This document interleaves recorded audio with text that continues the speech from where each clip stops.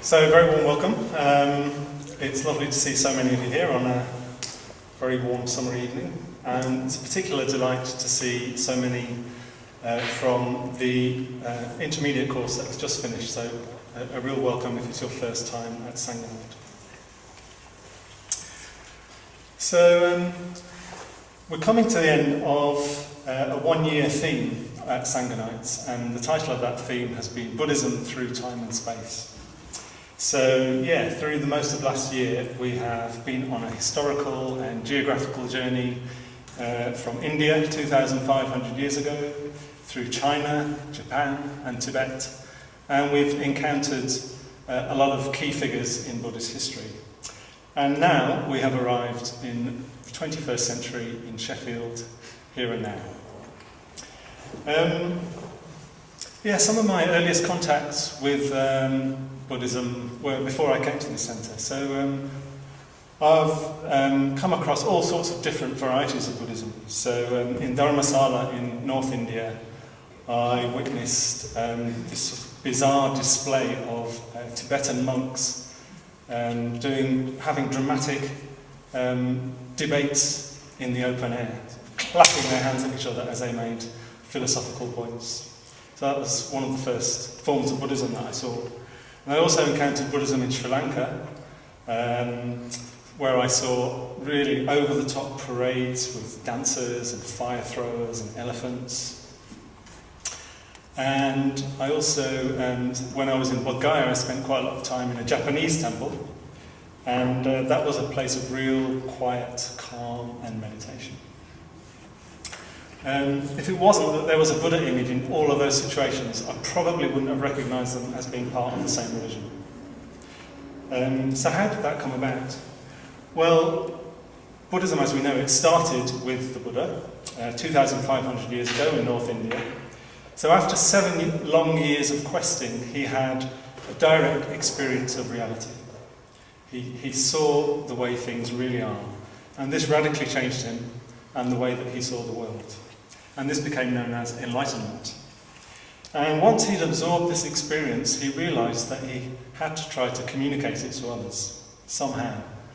But this wouldn't be easy.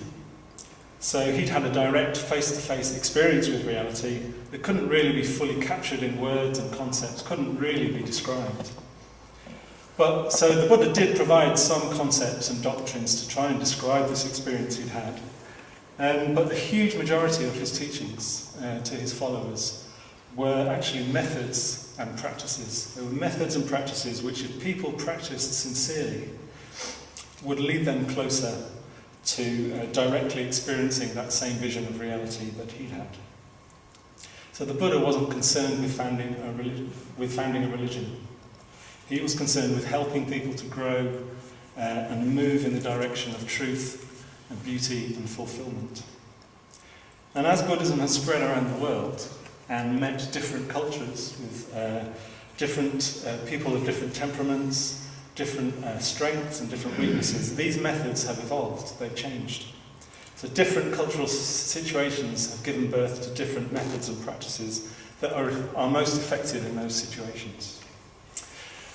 So now we find ourselves in 21st century Sheffield. So we're not Iron Age inhabitants of the Ganges plains of India. We're not medieval Tibetan farmers or Japanese fishermen. We're not even 1960s hippies. Well, maybe some of us are. So what do we need in this time and place in order to help us to grow? What are our particular cultural conditions? Our strengths and weaknesses, our peculiarities. So the founder of this community, the Triratna Buddhist community, was called Sangha. And he realised that it wouldn't be effective to simply adopt wholesale a form of Buddhism from a different cultural tradition. He realised that would actually cause complications. He realised that certain parts of the Buddhist teachings and the Buddhist tradition would be particularly helpful for us. Particularly helpful for people in the modern West. And so he's emphasised these. So Sangha hasn't invented brand new methods or ideas. He's restated and re-emphasised, it's almost he's selected the most useful aspects of the Buddhist tradition for us. Not just because they suit us, not just because we might be attracted to them, but because they will help us most effectively to make spiritual progress. So the final few weeks of this year's theme is going to be devoted to talking about all these different emphases of the Triratna Buddhist community to help make Buddhism relevant, accessible and practicable for us. So one way the Buddha did attempt to describe the nature of reality was in terms of the 3 lakshanas.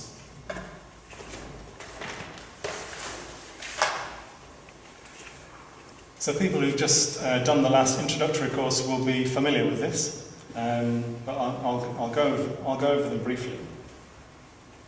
So the first, lakshana means mark or sign or characteristic. So the 3 lakshanas are characteristics of conditioned existence, of life as we usually live it. So the first lakshana is impermanence. So everything in our world, including us, is constantly changing. Nothing stays the same, nothing is permanent, nothing is stable. And this is true at every level. It's true at the level of the universe, of the planet, of the climate, of our landscape, our possessions, our loved ones, our own bodies, our thoughts and our feelings. The whole world we see around us and everything in it is a process. And the positive implication of that for us, because quite frankly, sometimes impermanence can, the idea of things that we love are going to pass away can be a bit depressing, but there is a positive implication, which is we can change. Okay? In fact, we are nothing but change.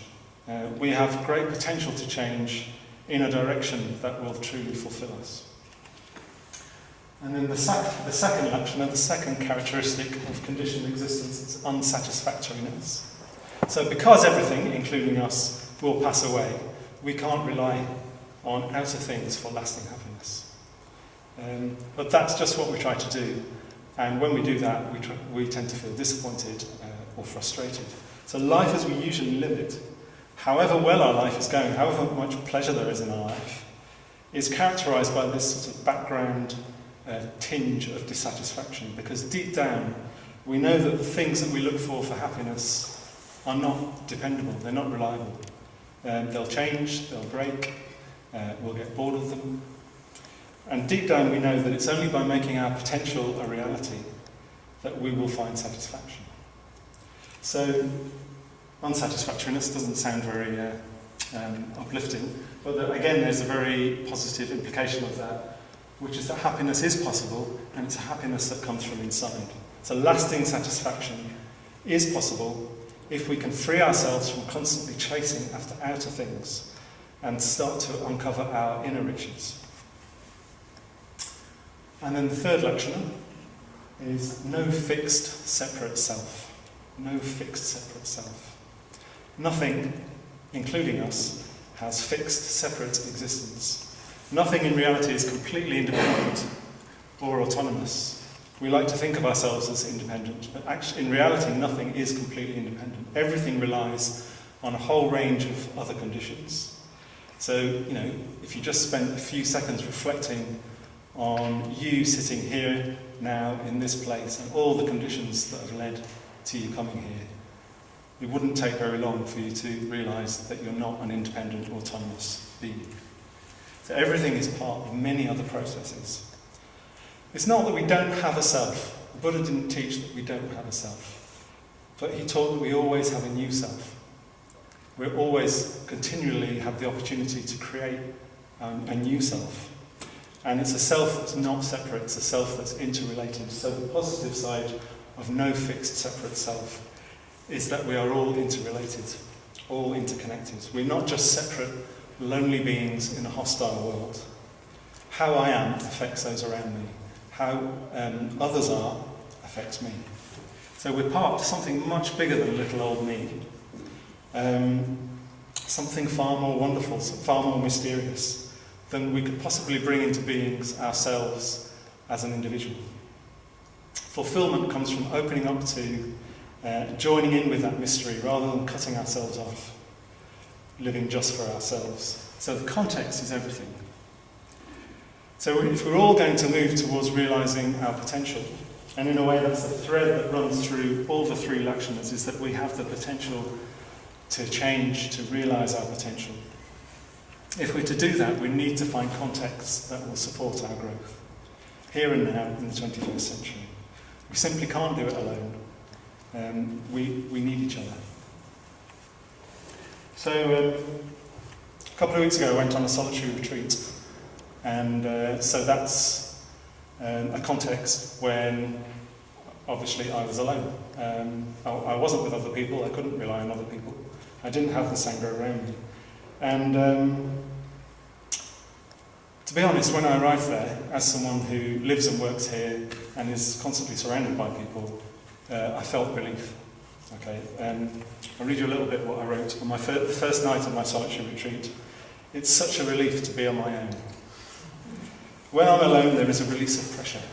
Nobody to impress, nobody to be patient with, nobody to respond to, nobody to compromise with. To be free of all these bothersome other people is a relief. But these people are my salvation, my guides and my signposts. I need them. Without these bothersome other people, I lose my direction. I drift aimlessly in a bubble and I deprive myself of true fulfillment. So yeah, it can be important to get away by yourself and to feel that sense of relief. But that shouldn't cut us off from the fact that we need other people, actually. We need other people around us to support us, encourage us, sometimes to challenge us. So the intellectual idea that we don't have a fixed self, no fixed separate self, that can be a bit challenging. So I definitely spent my first 35 years assuming that I had a fixed self. That was, I could think about it and do a sort of intellectual game in my head to convince myself that I was interconnected. But actually, my emotional attitude is that I am fixed. This is me. I was this person. I was capable of this.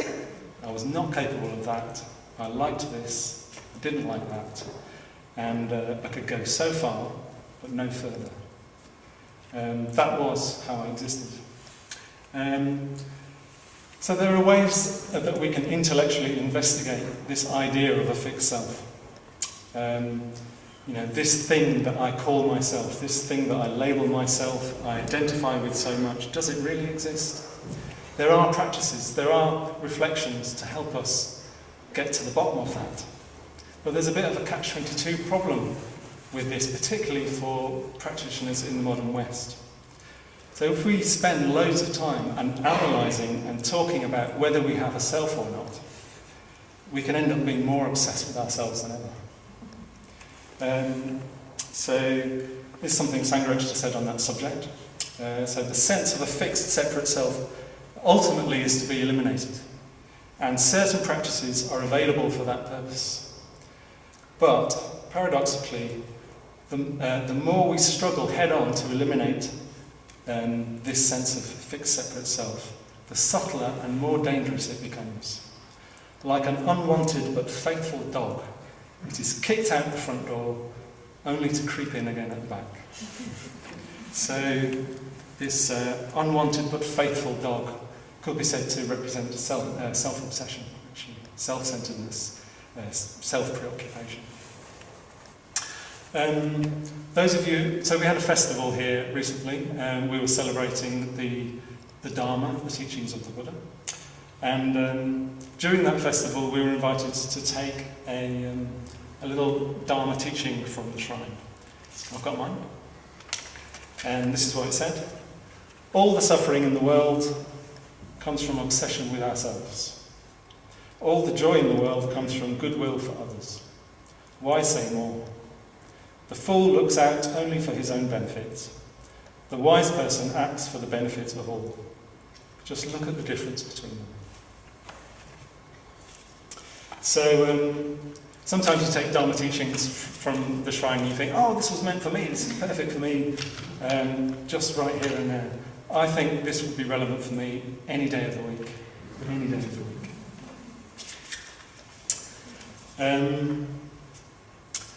So rather than getting hung up on working out intellectually whether this thing I call myself exists or not, far more beneficial to develop the emotional attitude that it's not all about me. Okay? It's not all about what I like, what I want. It's not all about what I have attained. It's not all about what I have experienced. It's all about us. So the Lakshanas, they're actually they weren't meant. The Buddha didn't mean them to be a philosophy or metaphysics. It's not actually about coming to a particular philosophical viewpoint about the nature of the world. It's all about emotional attitudes and behaviours, stopping acting in self-obsessed ways, actually becoming less self-centred. So, way back in the 1950s, long before this community had been founded, Sangha Night, the founder, who was living and working in India at the time, he began to emphasise the importance of friendship and metta. He wrote that friendship was a vital context where we could experience emotionally lack of a fixed separate self. So he wrote that in friendship we can go beyond ourselves, we can reach out to others, we can consider others' needs as, at least as much as our own, we can merge joyfully with others, he wrote, and we can overlap with others' lives. So why is this particularly beneficial for us in the modern West? Well, it should be obvious to most of us that we live in quite an individualistic society. Individualism, being independent, is highly valued in our society, and it's also a competitive culture. So individualistic approaches to life actually come naturally to us. We have a strong tendency towards being private, having our own personal space, having me time, going it alone, owning our own personal property, seeking personal development, seeking personal experiences. So actually we don't really need any more of that. We've got quite enough of that.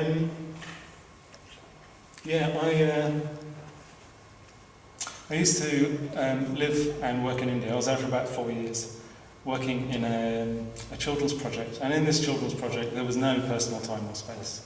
Just all the doors of every room were open all the time, people coming and going. And of course, I found that a bit challenging at first. So what I did, I found another place, about an hour's journey away, where they had a room where I could be by myself. So about once a month, I'd travel to this other place, just to have some personal time and space. So what I'd do is I'd go into this room, and after a few minutes, someone would knock on the door. Are you all right?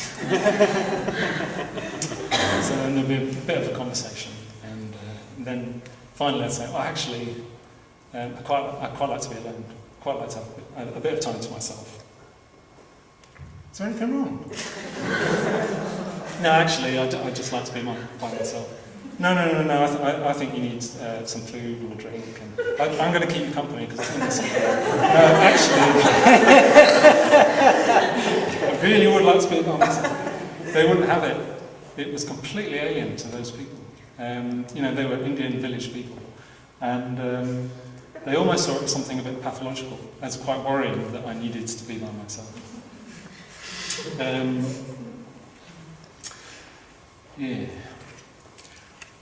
After 3 years there, I sort of, it did start to have an effect on me. And it was like, I used to think that I needed lots of time and space to myself until I realised that I actually didn't. I used to think that I did until I realised that I didn't. It's not that I don't need time and space to myself, that's important. But I started to see that it wasn't a sort of essential human need, it was a social construct. It was part of my cultural conditioning. So that can be some of the advantage of travelling, actually. You can see that people from different cultures see the world in very different ways. Actually, so last Wednesday was the last night of the last introductory course, and At the beginning of that evening, we went around the group and we asked everyone to say something that a way that they benefited from the course, a way that had been helpful, something they'd enjoyed.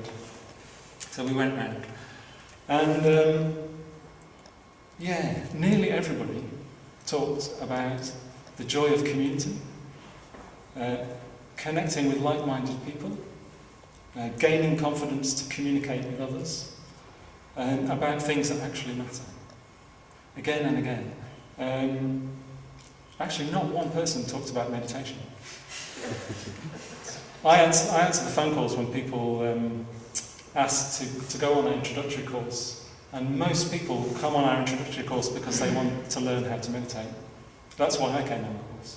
But by the end of it, what was most valuable to them was the joy of being with other people with shared aspirations who they could open up to about things that really matter. So developing friendship helps us to grow because it helps us to break out of the prison of self-centeredness and become more concerned for others, to take others in, and really sort of communicate deeply and openly with others and learn to empathise more with others. So friendships are where we activate and enrich our emotional life. It's an essential part of a happy human life, which many people are starved of, actually. True friendship. And the key to all this is that if we want friends, we have to be a friend to others. It actually doesn't serve our own needs to wait for other people to come to us and befriend us all the time. If you want friends, be a friend to others. Reach out and offer friendship. Okay, so what type of friendship are we talking about? Well, in the context of Buddhist practice, we use the term spiritual friendship. So when I first heard this term spiritual friendship, I had an image of people hanging out together, doing jolly nice spiritual things together, whatever that means. So I want to unpack spiritual friendship. So spiritual friendship is a translation of this word Kalyāṇa-mittatā. So Kalyāṇa has lots of different connotations. It means beautiful, skillful, helpful, that which leads to people's well-being. And Maitridasa is more straightforward. It means friendship, companionship, comradeship. So we're really talking about friendship that's based on what will help the other person what will really benefit the other person, what will really benefit both people. So essentially friendship is based entirely on metta, that desire for another's well-being. We see another person's potential and we really and truly wish them to be happy, to grow, to realise their potential, and we'll do whatever we can to help them to do that. So that's the ideal. Of course, in reality, friendships are always a work in progress. It actually takes quite a lot of time to get to know people, their particular qualities, their interests, their unique potential, how best to support them, how best to help them. And sometimes we get it wrong. Sometimes life takes over, our own needs and wants take over. In a way, that's bound to happen when you throw yourself in to really engaging with other people. And it's a risk worth taking. It's better that than keeping the world at arm's length and pretending that we're just fine as we are. And Kalyāṇa-mittatā doesn't always look the same. As I say, it's not just people having a jolly nice chat over a cup of tea, although it can be like that. So I've benefited from many different types of Kalyāṇa-mittatā spiritual friendship. I've had people who've supported me through really hellish times, and that is spiritual friendship. I've had people who've encouraged me to make more of my qualities, more of my passions, and that was spiritual friendship. I've had people who've challenged me by telling me what I needed to hear rather than what I wanted to hear, and that was spiritual friendship. I've had people who've really helped me to get to know myself better, who've really sort of revealed my ethical blind spots. We think we know ourselves really well, but actually it's in the company of others that we get a much fuller picture of ourselves, and that is spiritual friendship. I've had people who have had much more confidence in me than I've had in myself, and that is spiritual friendship. I've had people who've been bothered to get close enough to touch a nerve and irritate the hell out of me, and that is spiritual friendship. So, yeah, and I've had people who have given me just the right amount of responsibility that I could handle at a particular time, and that was spiritual friendship. And I could go on and on. I already have.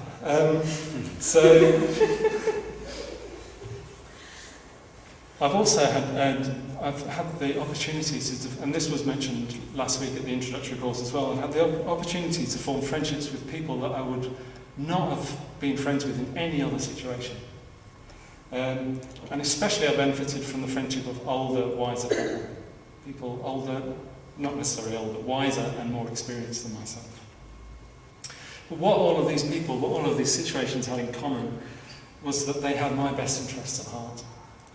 They wanted the best for me and they were trying to help me.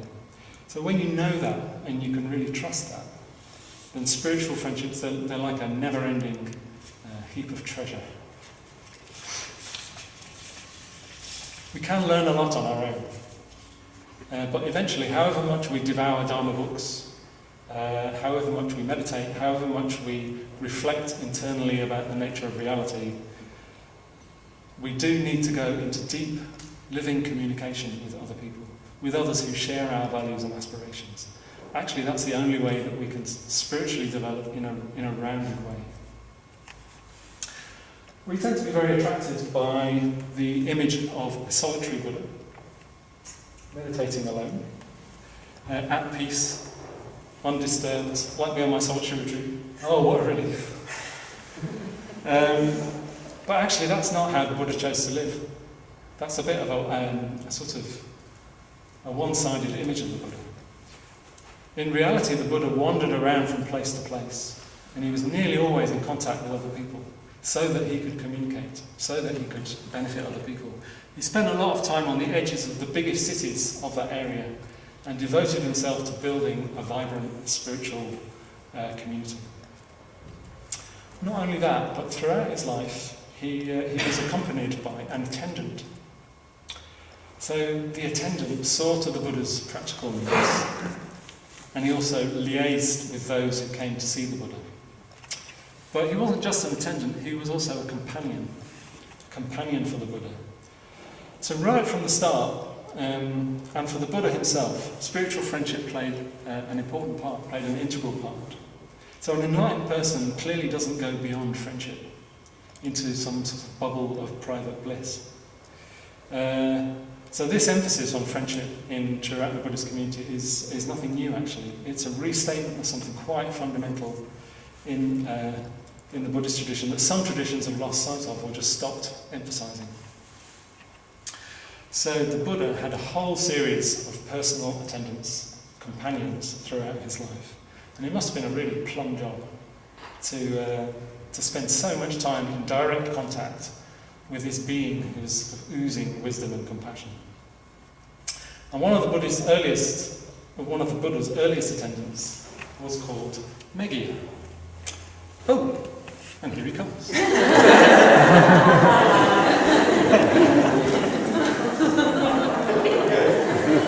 So one day,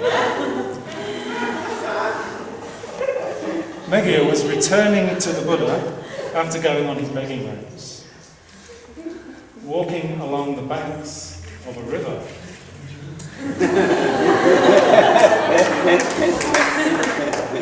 When he came to a beautiful orchard of mango trees. Look at this place.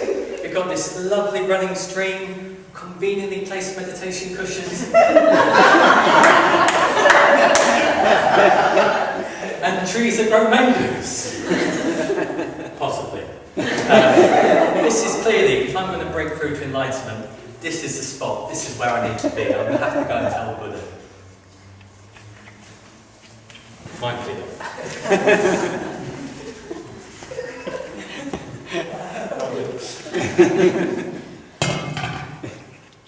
Lord, after doing my arms round, Wandering about, walking down the bank, I found this perfect spot. They have conveniently placed meditation mats with some trees, that might be mangoes. It would be fantastic if I could just go over there, put the effort in, and then I'll be enlightened in no time.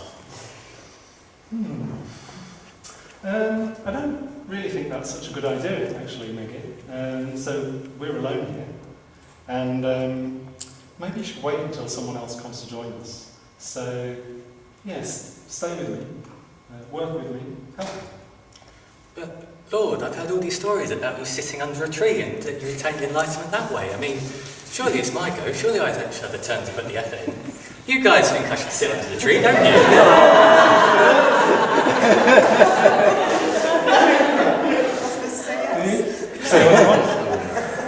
I heard yes. Well, I hear what you're saying, maybe, but I really don't think now is the right time. As I say, if you went to the mango tree, I'd be alone. So why don't you just stay with me, help me, work with me. I'll be enlightened by tea time. You're barely gone. Please, just let me go and put the effort in. Okay, yeah, what can I say? I mean, if you start talking about needing to make effort to gain enlightenment, what can I say? So I think you should do what you think is best to do. Thank you, Lord Buddha, whose noble words are like a lion's roar.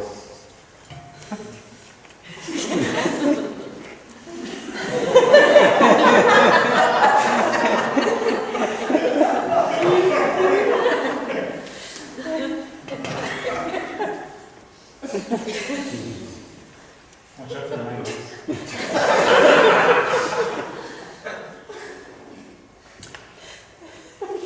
Now, while the Venerable Meghe was staying in that mango grove, again and again he was assailed by unwholesome thoughts, malicious thoughts, lustful thoughts,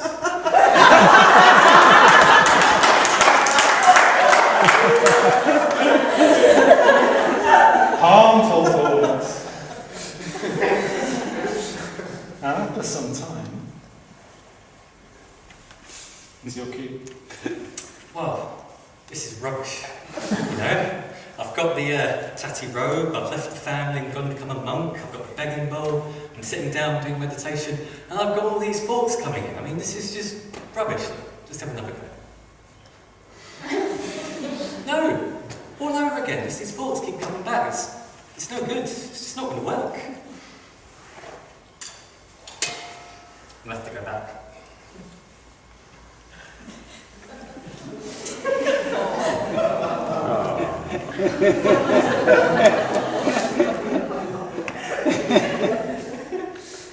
Buddha's trying not to smoke.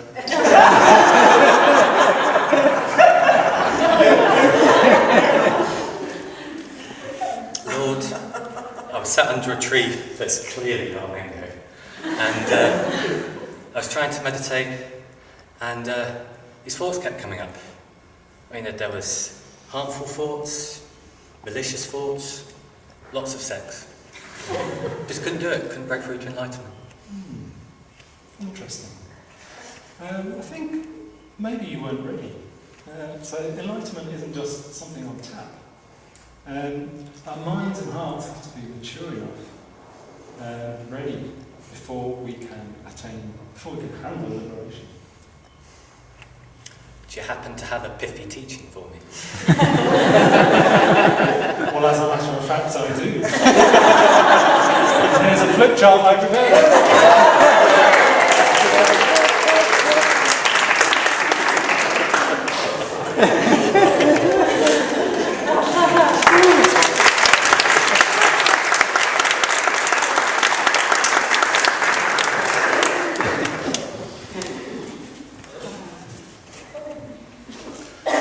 So the teaching that the Buddha gave to Meghe. So he gave him 5 conditions for spiritual growth. So he made the point that Meghe wasn't mature enough. So the exact phrase that he uses, when the mind's release is immature, these 5 things are needed for spiritual growth. And the list was spiritual friendship, which we've talked about, ethical training, okay, practicing the precept of loving kindness, generosity, contentment, truthfulness and awareness, inspiring talk about the Dharma, talking about what matters, things that really matter that lead to skillful mental states, energy applied to developing, cultivating skillful mental states and weakening negative mental states. And wisdom, clear understanding of the nature of reality, of what causes suffering. And that's not all the Buddha said.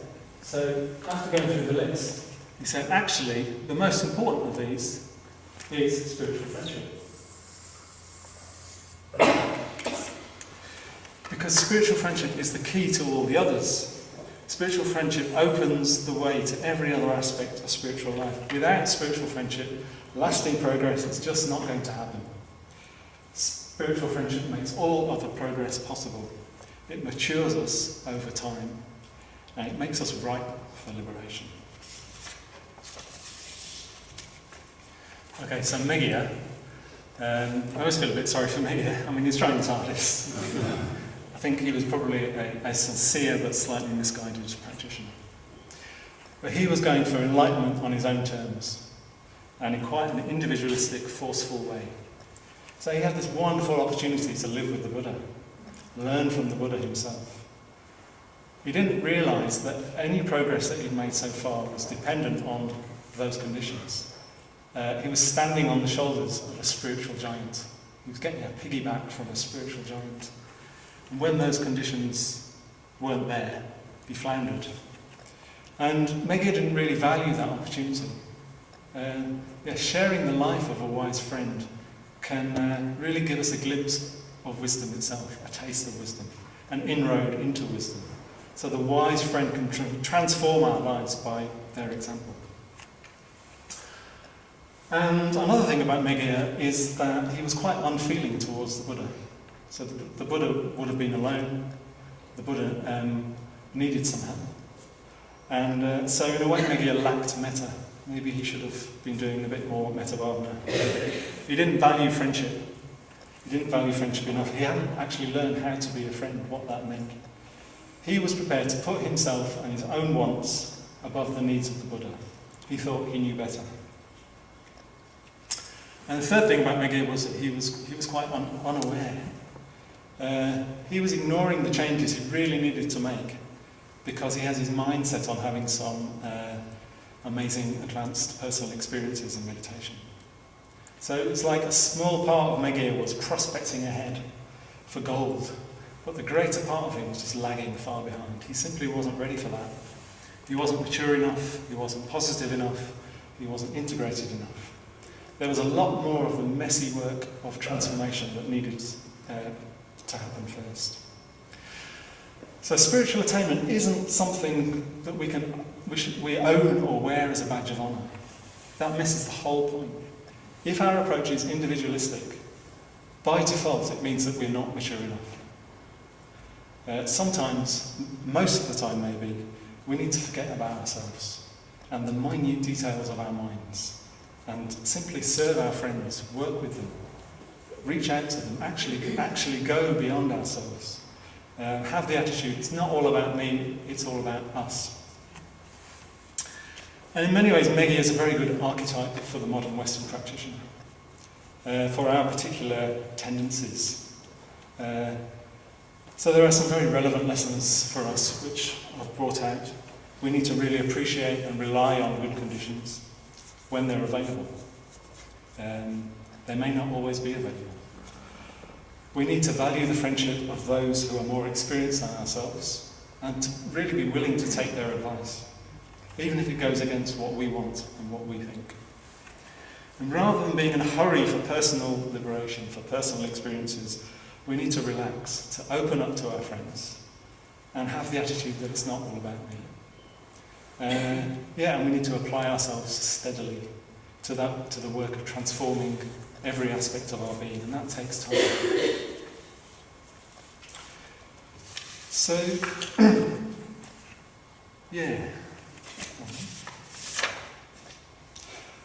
So notice that the Buddha didn't impose his will.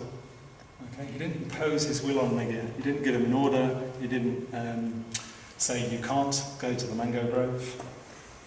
He let Megaya make his own mistakes. Nor did he say, when Megaya came back, I told you so. I'm sure he didn't actually smirk. When Megaya returned humiliated, a bit crestfallen. He responded with true friendship, with metta. He realised that because of that experience under the mango tree, that now Megaya was a bit more open. And so he had an opportunity to help him. He didn't dwell on analysing Megaya's problems. He didn't actually go into the problems. He didn't actually go into the harmful thoughts, the malicious thoughts, the lustful thoughts. He gave him a teaching that he thought would help him. And it was based on Megaya's potential. He continued to see Megaya's potential.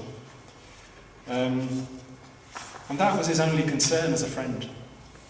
So he wasn't really interested in Megaya's neurosis, the minute details of what had happened in that experience, but in his potential to grow towards enlightenment.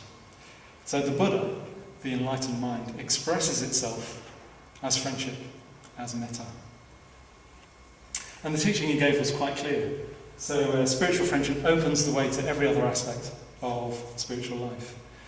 So in the company of a wise friend, we become influenced by their ethical life. In the company of a wise friend, we can draw encouragement and inspiration from talking with them about the Dharma, about things that really matter. In the company of a wise friend, our energy for practicing is activated. And in the company of a wise friend, we catch something of their wisdom. So in all these ways, it's as if we're perfumed by the wise friend. We're transformed by our contact with them. So if we give ourselves fully to true spiritual friendship, then that gets the rest of our spiritual life going. In a way, that's the message. It's the first of the 5 conditions, and it's the one that runs through, is the key to all the others. It keeps us heading in the right direction. So rather than grasping for what we think is the goal, we need to relax, set up the necessary conditions for progress to happen naturally in its own time. So spiritual friendship is like the fertile field in which the roots of our practice can deepen and the fruits of our practice can emerge. So when Megaya has to go off on his private little adventure, the Buddha's response 3 times was, stay with me, help me, work with me. And he knew that that is what would actually benefit Megaya the most. That's why he said it. So in a way, this is the heart of the spiritual life from day to day. It's responding to the call of the wise to stay with me, help me, work with me. And when we allow ourselves to do that, our hearts and minds can start to move beyond the boundaries of self and other. We can start to go beyond self, beyond self-obsession. So we've seen 3 things that about spiritual friendship. So spiritual friendship is the key to getting our spiritual practice going. It's the field where spiritual practice can bear fruit. And it's the way that an enlightened being expresses itself spontaneously. So we could say that spiritual friendship is the beginning, the middle, and the end, and beyond of the spiritual life. Without spiritual friendship, we don't really have a spiritual life to speak of. And the Buddha said this himself later in his life. He said that spiritual friendship could be said to be the whole of the spiritual life. And the context where spiritual friendship flourishes is the Sangha, the spiritual community. So Sangha at heart is a network of spiritual friends, a network of spiritual friendships, people relating to each other on the basis of metta, on the basis of wishing each other to be truly happy, truly fulfilled. No strings attached. And Sheffield Buddhist Centre is all about building Sangha. That's our main emphasis. Developing the conditions that we all need to make collective progress. Being that fertile ground for each other. There's a verse from the Dhammapada, which is a sort of collection of pithy sayings of the Buddha. And it goes, the blaze of spiritual practice of those on the same path is happy and blessed. the blaze of spiritual practice, of those on the same path, is happy and blessed.